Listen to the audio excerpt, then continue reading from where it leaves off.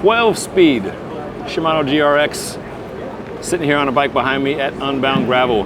Belongs to Taylor Ledeen, the Shimano athlete who is doing the XL, the 350-mile adventure. Starts Friday. Mechanical, 12-speed. I've asked the Shimano folks what the deal is. They're saying exactly nothing. So this is all my speculation based on what I can see and what you can see. Be curious to hear your thoughts on what we are both looking at for the first time. This is an unreleased group. As this looks to be production quality, I would assume GRX 12-speed would be coming out to the masses at some point in the near future. When that is, who knows? So let's start with what we do know. It's mechanical, right? GRX currently has the Di2 electronic version on the top end, and then a few mechanical options down below. Those have all been 11-speed to this point, whereas its competitor SRAM has 12-speed across the board, wireless electronic, and Campagnolo has its 13-speed mechanical ECAR group. So jumping to 12 is a first for Shimano on the GRX side.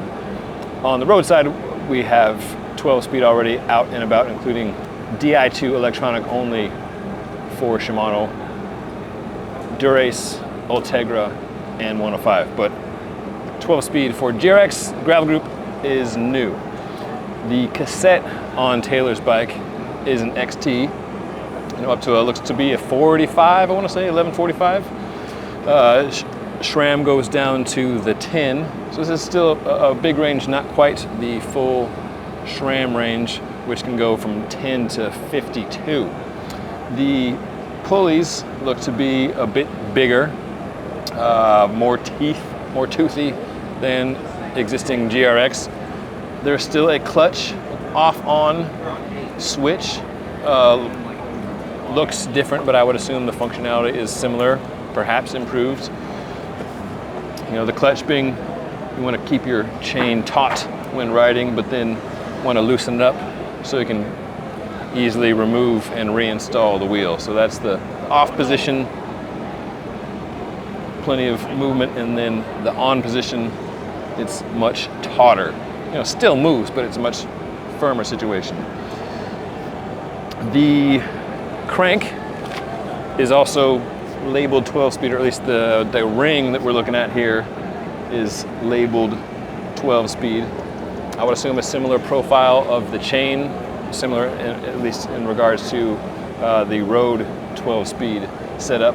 The levers, to my eyes, look very similar to what's going on with the current 11-speed mechanical shifting hydraulic braking option. So maybe closer eyes like yours may be able to discern some differences, but to my eyes, they look quite similar.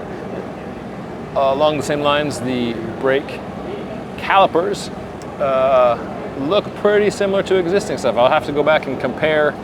Just sitting here at the expo, stumbled upon this.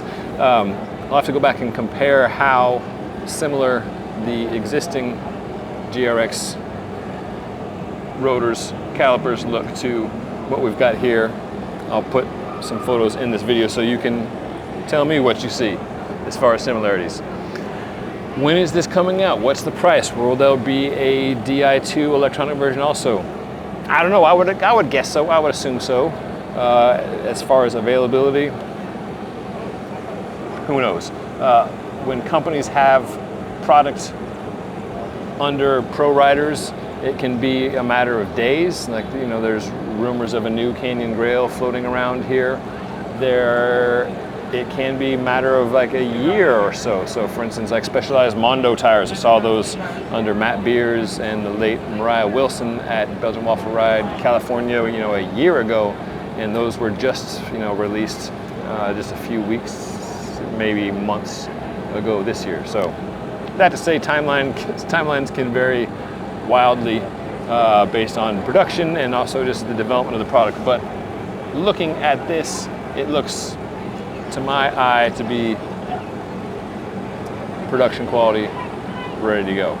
So that's what I've spied here with my little eyes here in the Unbound Gravel Expo in Emporia, Kansas. Tell me what you think. Take a close look at this and tell me what I have missed here and what questions you have.